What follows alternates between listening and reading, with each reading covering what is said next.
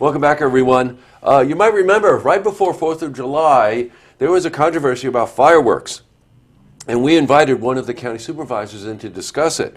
That guest is back. That's Rachel Seeber. Welcome, Rachel. Thank you. Nice to have you back again. Nice to be back. At the time, you really impressed us. Delving into that issue, which a lot of us saw as something that really needed to be focused on. And you really did. You really dove into that. Now, it's re-election time for you.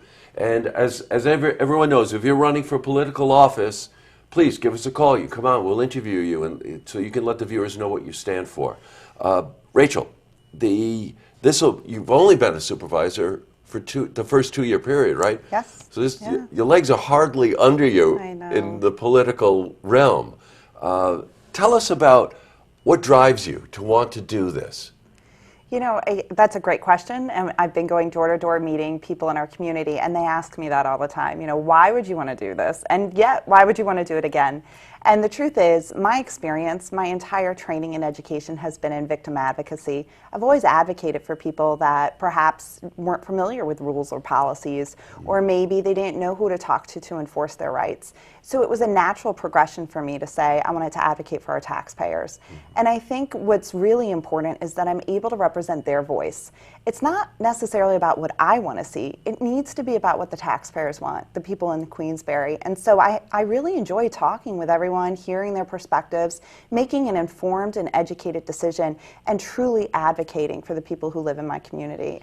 I really have to align myself with what you're saying. You know, in our business, it's not what I want to watch, it's what they want to watch. Right. You know, but you'll see it in politics and you see it in media all the time where the focus is the politician when it really shouldn't be. I'm really glad to hear you say it that way. That dialogue is paramount in understanding what the needs are of the constituents, right? Absolutely. I had someone who just submitted a letter to the editor, and the first sentence was, Rachel Seeber is a lousy politician. Great. And you know what? They're right. And I believe that as well. I'm not here to be a good politician. I'm here to be a good community advocate, and to do that to the best of my ability. Now, I know you have some background in higher education, and I'm sure that some viewers know it, but some viewers don't know it. Let's fast forward. Sure. We've got the primary coming up. There are 5 candidates running for 4 positions. You're one of the 4 candidates endorsed by the Republican Party. I am. So, assuming you're reelected, what's your focus next term? Sure. Well, if I'm lucky enough to be reelected and fortunate enough to serve the people in my community, you know, I think moving forward, it's the tenacity that people like. It's the ability to say, how do we get to the meat and potatoes of it? What are the questions that need to be asked? And to ask them in such a way that you still rally up a team effort. There are 20 supervisors, which means to get anything accomplished, you have to work together.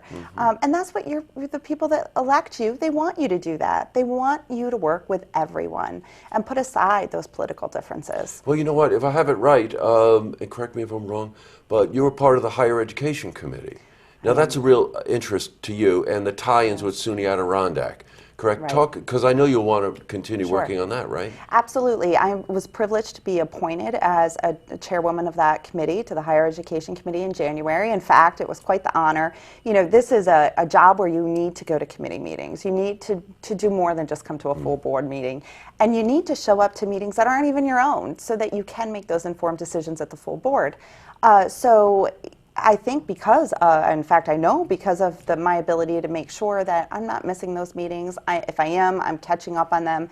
And my involvement, I was appointed to be chairwoman of this position, of this committee, along with Matt Simpson was then appointed to be the chair of social services. So what's really interesting about that is never before have 2 supervisors in their first term been appointed as in a chair position.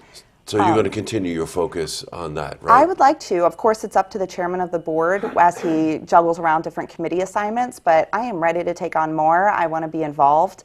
The people of Queensbury didn't elect me to sit on the sidelines. They elected me to be a voice, and I hope to. Well, you certainly make your voice heard. I need to ask you a question about the things, again, I'm a constituent, right? Absolutely.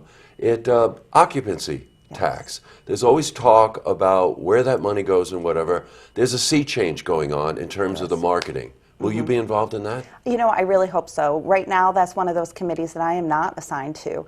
I'm about on 10 other committees, but I make a point to attend those occupancy tax meetings. I speak often with our community, both our business owners, and in fact, I even have the opportunity to speak with tourists who are coming up. And my big question is, how do you hear about us? Yes, you of know? course. That's right. And it's a combination. I mean, we still need things in print, but it's really heavily marketable on online advertising, on the app, on the phone.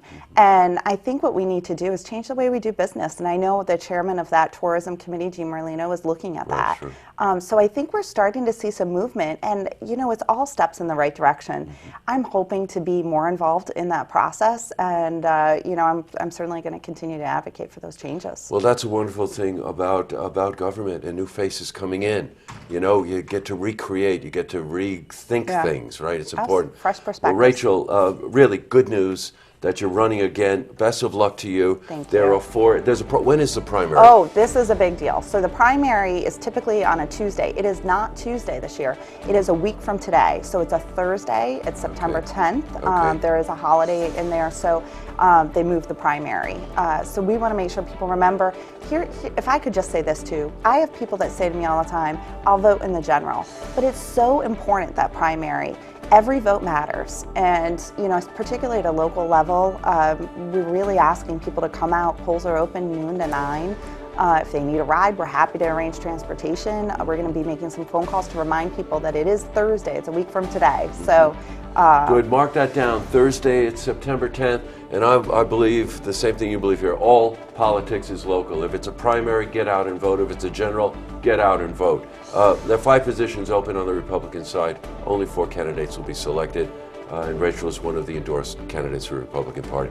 Thank you very much for coming in again, Thank Rachel. you. Thank you for having me. And best of luck in the election. thank you. I appreciate that. To see this interview again, you can head to our website, looktvonline.com.